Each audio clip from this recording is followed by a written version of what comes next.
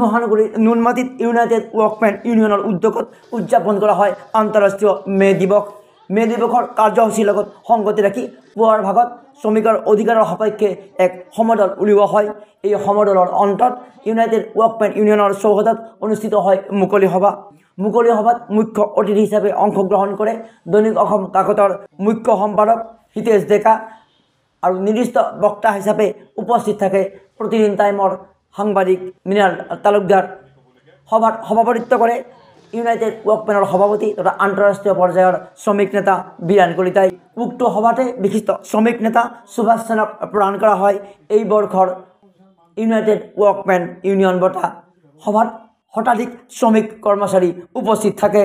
Bureau report, democracy live 24x7। আজি আন্তৰ্জাতিক মে দিৱস উপলক্ষে আপোনালোক সকলো শ্ৰমিকলৈকে মোৰ সশ্ৰদ্ধ প্ৰণাম জনাইছোঁ। মই যিটো প্ৰতিষ্ঠানত কাম কৰোঁ আসাম ট্ৰিবিউন গ্ৰুপ দৈনিক অসমৰ আপোনালোকক সম্বৰ্ধনা জনাইছোঁ, মই সেৱা জনাইছোঁ। অসমৰ স্বাধীনতা আন্দোলনৰ পিছৰে পৰা বহু আন্দোলন হ'ল, সফল পৰিসমাপ্তি খুব কমেই হৈছে। অসম আন্দোলনৰ পৰা কা আন্দোলনলৈকে যদি চাওঁ, বড়ো আন্দোলনৰ অকণমান বাদ দিলে সফল পৰিসমাপ্তিৰ চানেকি তিনি কম। অসম আন্দোলন, আলফা, জনজাতীয় আন্দোলনসমূহৰ প্ৰায় বেছিভাগৰে সফল পৰিসমাপ্তি নহ'ল।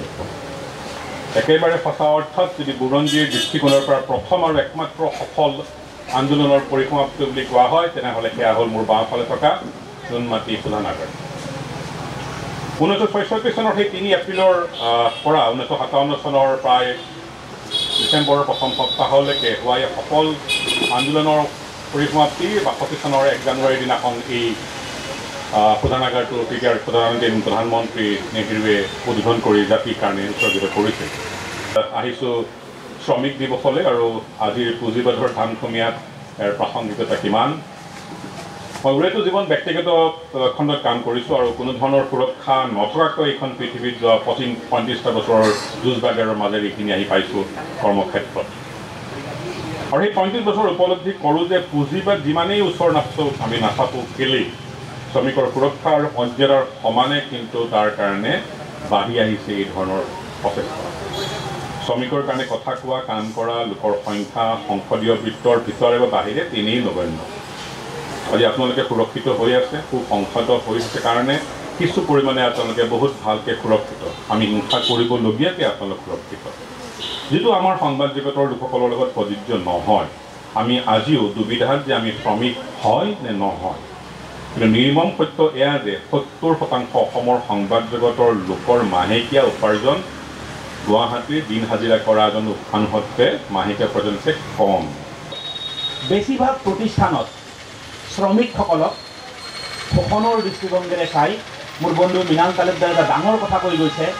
আমাৰ 75% গুৱাহাটী মহানগৰীত কাম কৰা সংবাদকৰ্মীয়ে দৈনিক হাজিৰা কৰা মানুহতকৈ কম বেতন পায়। কিন্তু মই সগৌৰৱে ক'ব পাৰোঁ, অসম ট্ৰিবিউন গোষ্ঠী এনেকুৱা এটা সংগঠন য'ত শ্ৰমিকৰ মৰ্যাদা সদায় জন্মৰ পৰা আজিলৈকে দি আহিছে। তাত কোনো শোষণৰ হাতোৰা নাই। শ্ৰমিকক নোসোধাকৈ তাত কোনো কাম নচলে। গতিকে আজিৰ তাৰিখত মই যে অসম ট্ৰিবিউন গোষ্ঠীৰ হৈ শ্ৰমিকসকলৰ যি মৰ্যাদা দিছে, সেই একেই দৃষ্টিভংগীৰে গুৱাহাটী মহানগৰীত থকা আন যিবিলাক সংগঠন বা বাতৰি প্ৰতিষ্ঠান সকলো শ্ৰমিকসকলক সমমৰ্যাদা দিয়ক, এই আহ্বানেৰে মই মোৰ ক'বলৈ সামৰণি মাৰিছোঁ। ধন্যবাদ।